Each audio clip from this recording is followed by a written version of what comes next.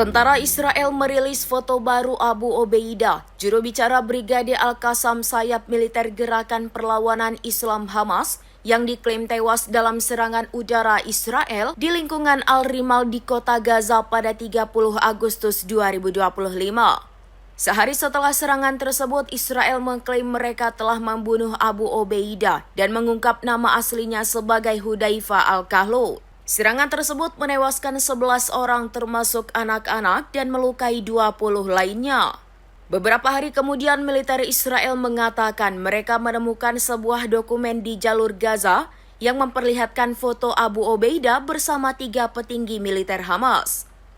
Dalam foto itu terlihat Hudayfa Al-Kahlut bersama komandan sayap militer Hamas Muhammad Deif yang tewas dalam serangan Israel pada 13 Juli 2024 dan komandan Brigade Khan Yunis Rafa As-Salama yang tewas dalam serangan terpisah tahun lalu. Ketiga petinggi militer tersebut ditandai dengan tulisan eliminated atau dieliminasi, istilah yang digunakan Israel untuk menandai pembunuhan anggota kelompok perlawanan.